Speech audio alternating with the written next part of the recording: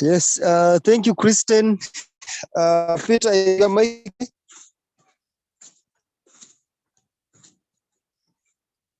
Yes, it is visible. I can see it. Thank you.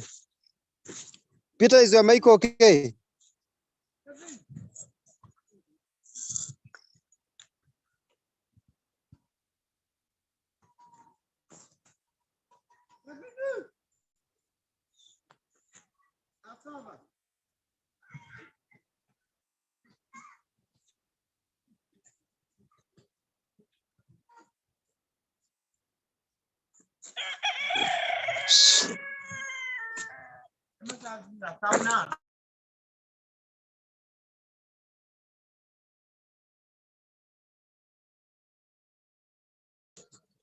Hello, Kristen, is your mic okay?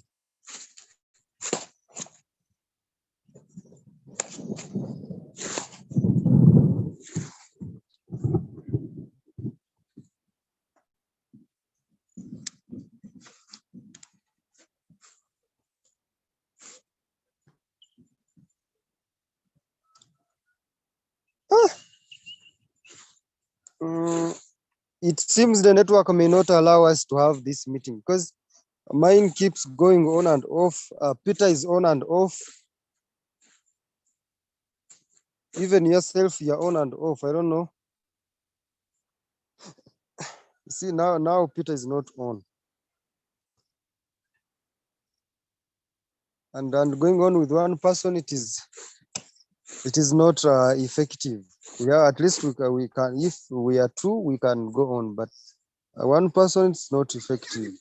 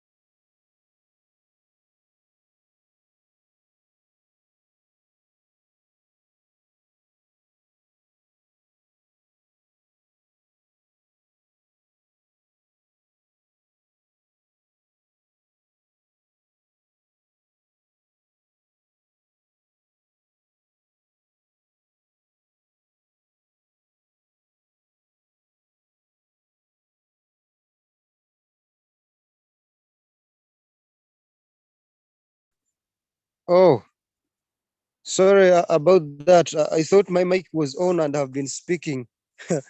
Sorry, thank you for reminding me.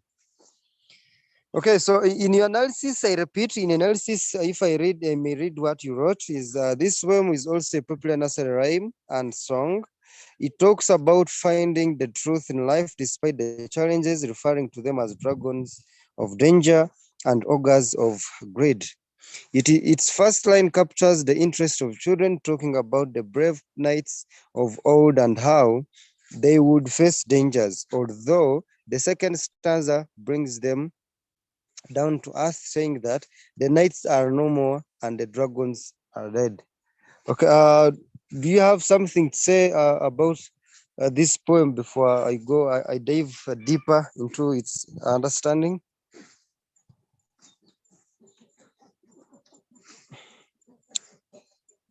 Okay, is not the answer, or do you have something to say?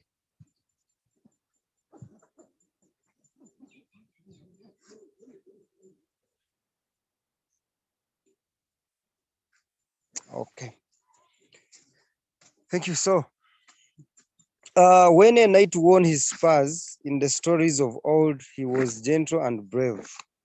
So,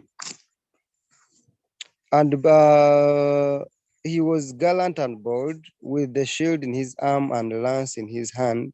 For God and for valor, he rode through the land. No charger have I, and no sword by my side. Yet still to adventure and battle I ride. Though back into Storyland, giants have fled, and the knights are no more, and the dragons are dead. Let faith be my shield, and let joy be my steed against the dragons of anger, the ogres of greed, and let me set free with the sword of my youth from the castle of darkness to power of the truth. Okay, in relation to what you presented as your analysis, it was true, yes, but I wish to add that this poem talks about the knights, yes, of olden days, but when you relate it to the current days, we do not have knights, and so we have the soldiers. So these soldiers, they say they, even if they do not have guns, those are the lance and the shield. They continue because of that patriotism, that heart and goodwill to protect their country. They continue to go onto the battlefield. And when they go into the battlefield, as they are going, uh, they are bold, they are gallant, brave, and gentle.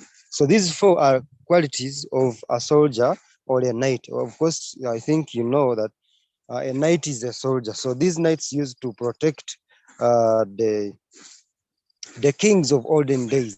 Now that we have presidents, we do have the SFC, let's say. So these knights could ride if you watched any, especially Roman knights. Those were the most fierce of all. So they could ride out and wage war in communities and defeat the enemies of the state. And so here in our current situation, it is the same thing. So these knights, they are giving the four qualities or characters of a knight or a soldier. That is, a knight or a soldier should be gentle, should be brave, should be gallant, and should be bold. So these are the four characters that every soldier should possess. And so after, as we go on, with the shield in his arm and a lance in his hand. A lance is like a sword. Could you text in the chat what a lance is? So these knights have the sword, the shields that are supposed to protect them, and on the other hand, they have maybe if we go to the current situation, we have uh, what are they? They are also called shields. They are shields and a gun. So those two, they are protective gears for a soldier or for a knight. And so those knights, they also did have those two. For God and for valor, he rode through the land. For God and for valor. Valor, uh, let me see. Let me see. Can you see that? I don't know what you are meaning when you ask, can you see that? Is it Peter or Christian? Are you asking me or are you asking Peter? Oh, yeah, I can. Yeah, a lance, a long weapon with a wooden shaft and pointed steel, steel head, formerly used by uh, horsemen in charging. Yes, if you have watched movies or series like Last Kingdom, if you have watched series like Last Ship, rather Game of Thrones, uh, if you have watched series like uh, Marlin, yeah. So you know what I'm talking about. So it is a sword. Of course, people have different swords. Like Arya Stark in Game of Thrones, her sword was named Nido. So these people like their swords so much that they even give them names. I don't know whether you are following what I'm saying. Did you watch any of those that I've just said? If you know, maybe Snow White and the Huntsman.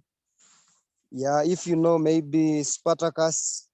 So if maybe if you know uh, uh, this one of Captain Jack Sparrow, Pirates of the Caribbean, they all have those swords. So people they cannot move without swords, especially movies about long ago. Uh, the 300, no, I have not yet watched the 300. I only know one called the 100 and the other is called the 4400. I have not yet watched. Yes, Percy Jackson and is it Monsters? Yeah, Percy Jackson and the Monsters. I remember the Wild Bean. So those swords that they do carry, they treasure them a lot that they are given a separate name and they are called lances. Excuse me. So could you go back to our document? Could you go back to our poem? Yeah.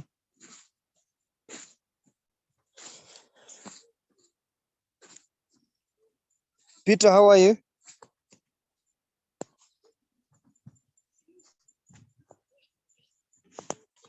Kristen, please screen share the poem so that we go on with the analysis.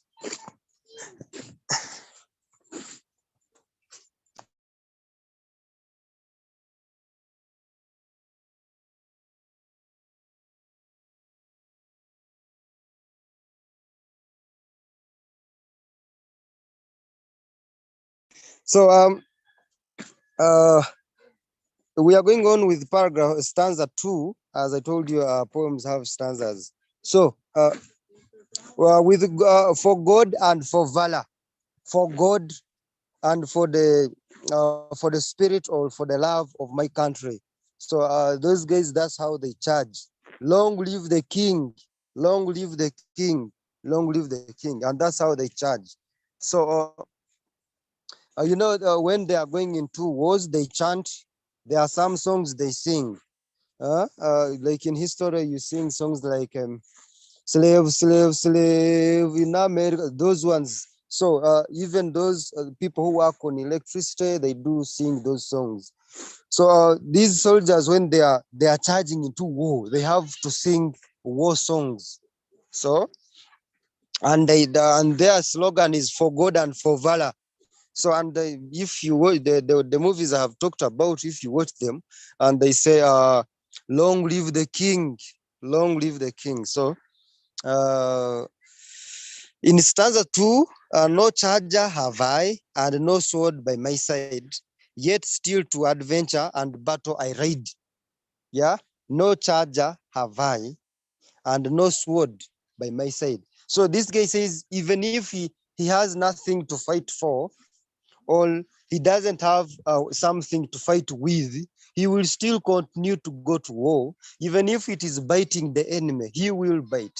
So this guy is, it is now or never.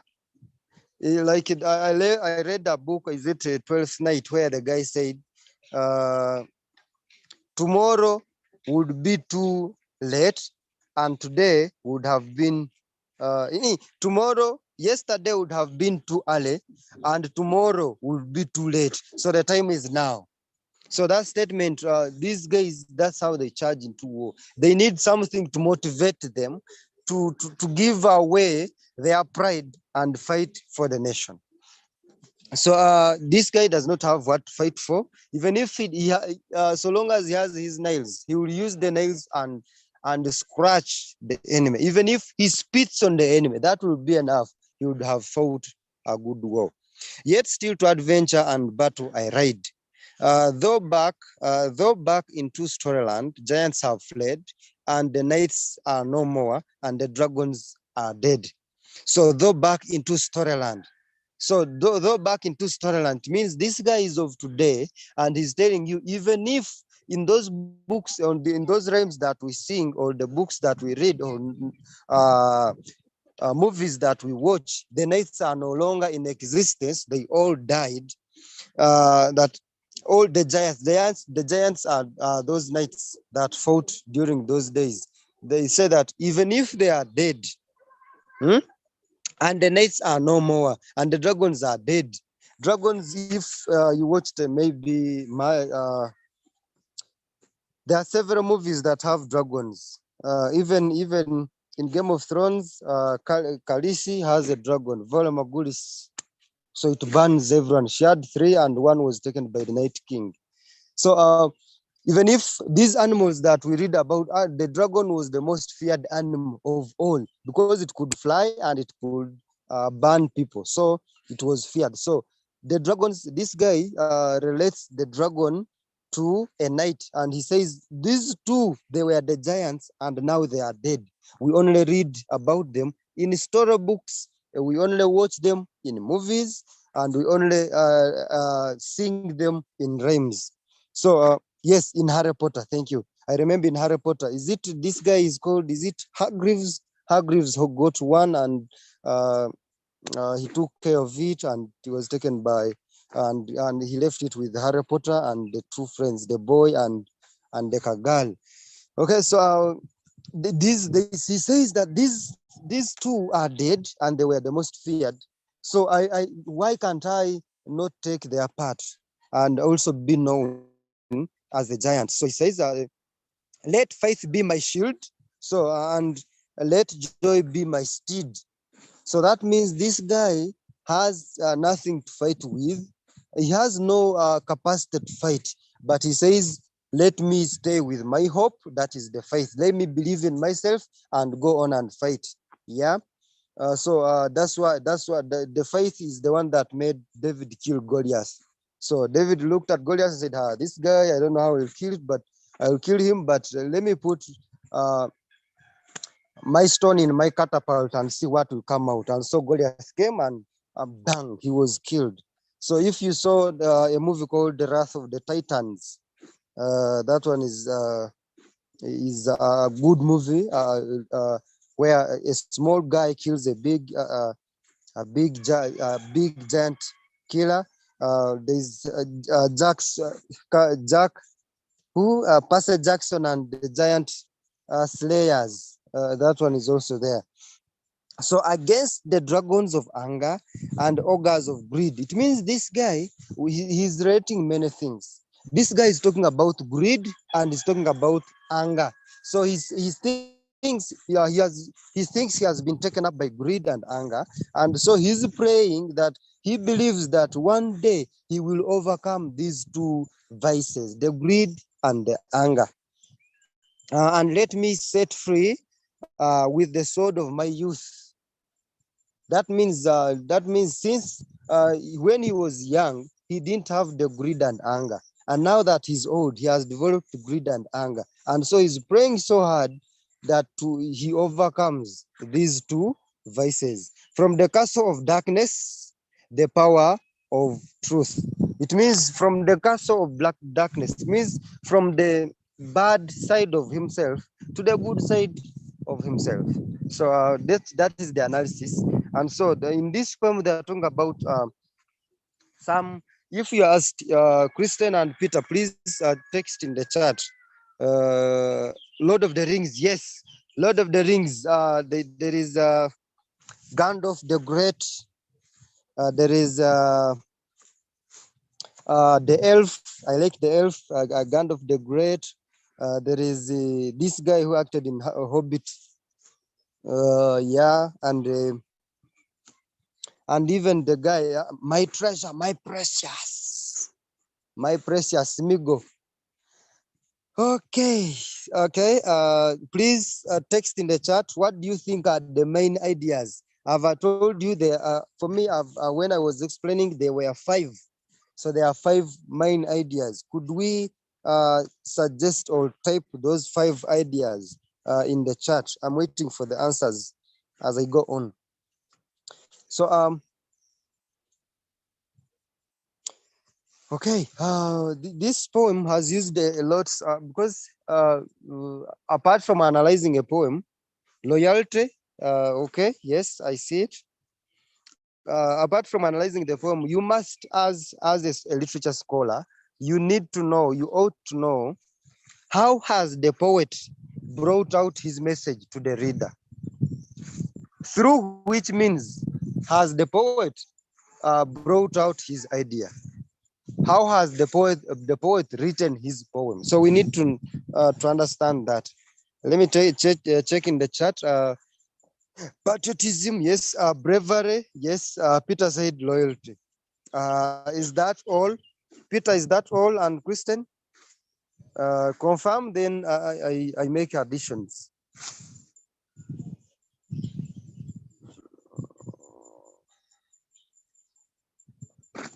I'm waiting for the confirmation to go on.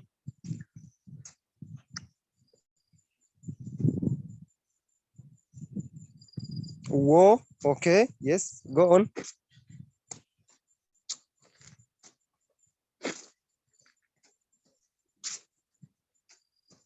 Yes, that is all, Kristen. Thank you. I wish to direct you to the second line. In the second line, we have 4 themes in the second line of the first stanza. We have 4, and the two others are down in this in the second line in the last stanza. Could you write those 5 so far? Sir, others are in the second line of the first stanza, and the others are in the second line of the last stanza. Could you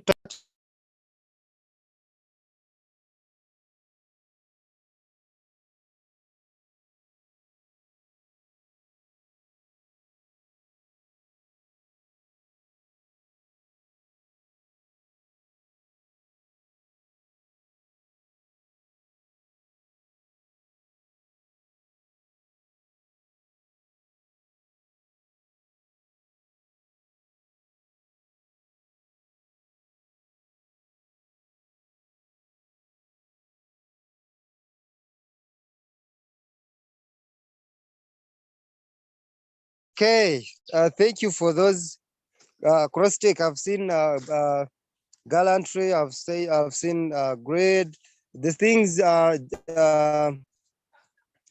being gentle, being brave, being gallant, being bold, greed, anger, and the others. Patriotism. We have faith, and the others. Thank you for that good contribution. And so you can explain it. Maybe in the next lesson, I will show you how to explain that. Then we go to how has the poet brought out his idea to us, the readers. Yeah. So, and this is how. Because we have to find the literary devices. Literary devices is the way through which a poet brings out his idea. Or how has the poem been written? Or when you read the poem, how does it appeal to you? How do you know that they are talking about brevity? How do you know that they are talking about anger? How do you know they are talking about all the other themes in this poem? And one of them, of course, is you can see that we have old, bold, hand, land, side, ride. Could you remove that cursor from that word? Yeah, fled, dead, steed, greed, and youth, truth. Are you seeing there are two words, and those two words, they have the same sound. They are pronounced the same. So their articulation is the same. What does it mean? It means that this actually, as you stated in your analysis, Kristen, it is meant to be a rhyme. So these words, that is what we call a rhyme scheme. Rhyme scheme, these are words that have the same sound when being pronounced. And so the rhyme scheme, we give them letters. So we have A, for example, old is A, bold is A, hand is B, land is B. So you give the sound. Yeah, let me give a take on that. For example, if you have seen the word old, I don't know, are you following where I am reading the words from? Peter, confirm whether you are following the words. Yes. Okay, it says yes. Okay, thank you. So each last word you see, for example, old, you start giving them, you give a rhyme scheme, or the rhyme scheme, an alphabetical letter. You start with A, B, C until Z. So if you find the letter, a word, the next word has a similar sound to the previous word, you give it the same letter, the same alphabetical letter you gave the previous letter. For example, when you say old, you give it an A. Then bold. Bold has the same sound as old, so you give it also the same alphabetical letter A. You go to hand. Hand is different from bold and old, and so you go to the next alphabetical letter, which is, Peter, which letter is that?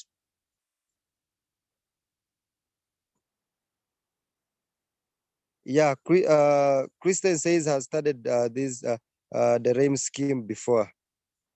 Oh, okay. Say yes, Peter, you give it a B.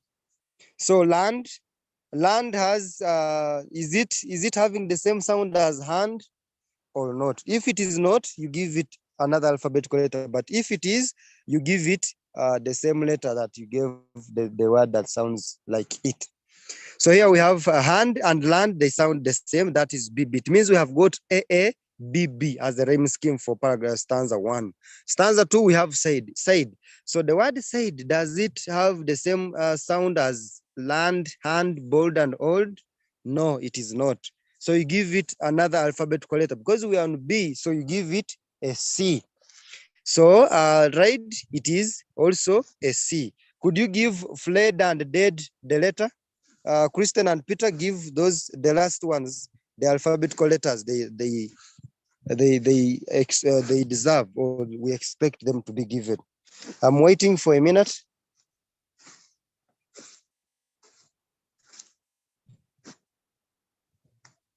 Uh,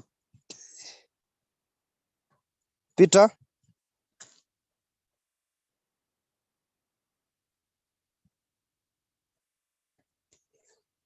Yes, Peter says E.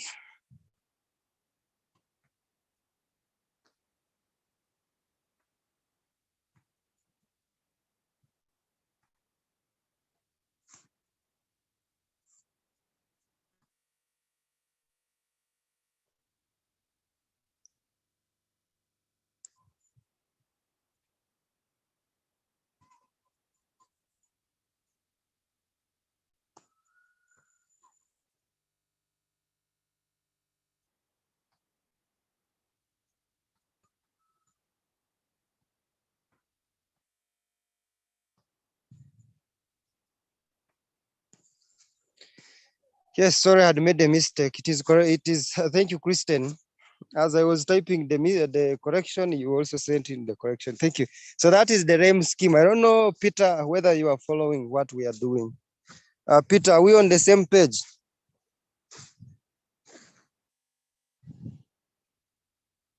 Okay, thank you. So as you can see, for example, in Uganda we have this rhyme scheme. We know it. It makes the poem rhythmic, or it makes the poem become a song. For example, we have maybe Gravity Omtuju in Uganda. We have who is this? The Agent. We have which guy is this? Yes, Raggedy, yeah, and sometimes Bobby Wine. So those ones, they use a rhyme scheme. A rhyme scheme is when you find, like, after every line, the last word is the same as the last in the second line. Yeah, I don't know if I do not have those songs here. Okay, I'm sorry about that. But where you find the words, this is hip hop. If you go to Google, go and search about hip hop and how it is done. So this song is like hip hop, but hip hop has A B, C D, E F. Because you have to dance hip hop, you have to go to swing to the left, then to the right, to the left, and then to the right. Yeah. Okay, that is one. Two, the rhyme scheme we are done. It is A, B, B, C, C, D, D, E, E, and F. That is the rhyme scheme there. So we got the next literary device. The other literary device is Azonto. I don't know. Uh, Azonto. I don't know yet. Could you briefly tell us what Azonto is? Is it a song or?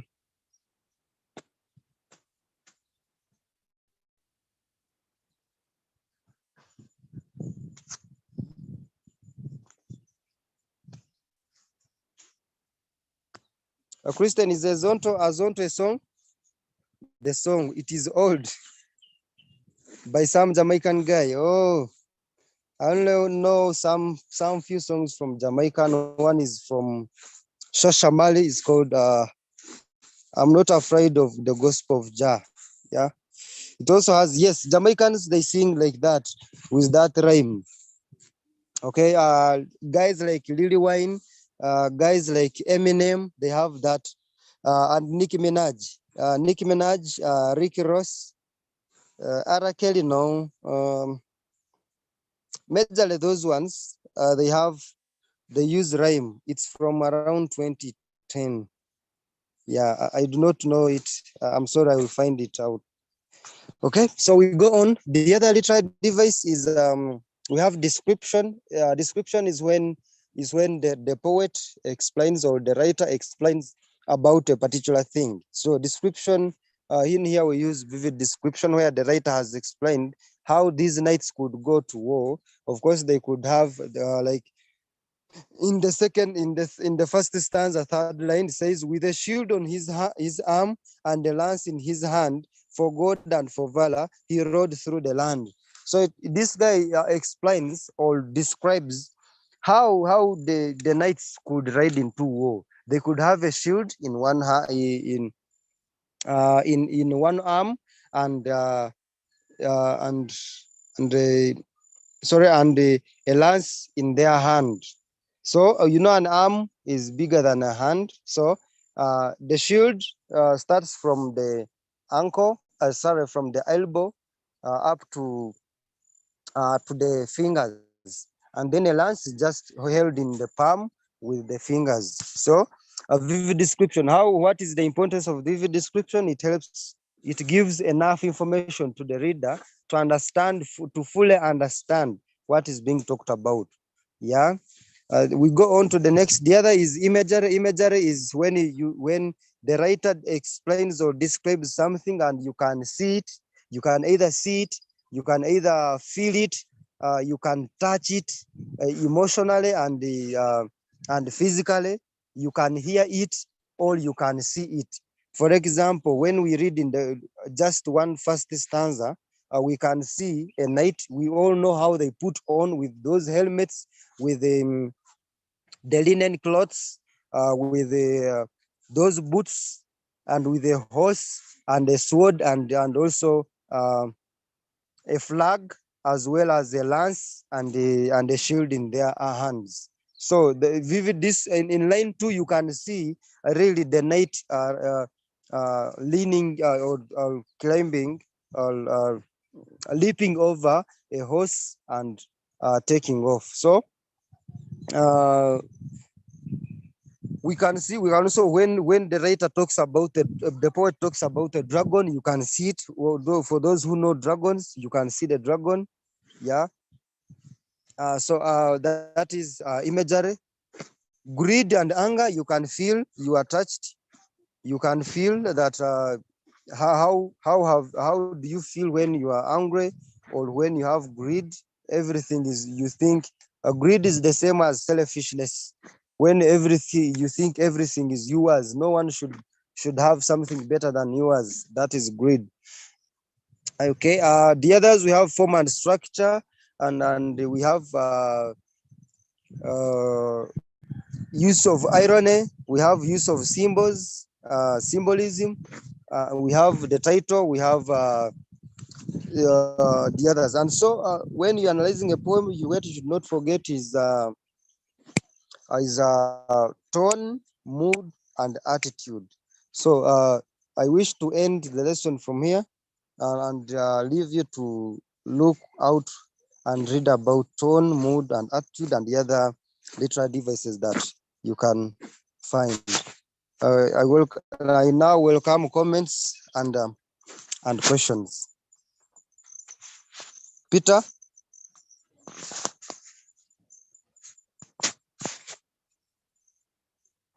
Peter.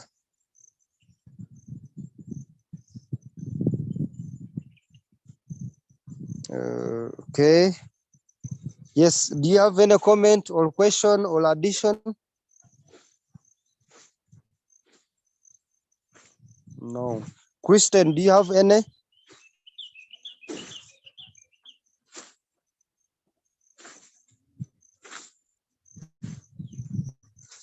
No, I don't. No, nor do I. Okay. Okay. So with that, I pray and request that I end the lesson and wish you a blessed afternoon. Have a nice afternoon, a brother and a sister.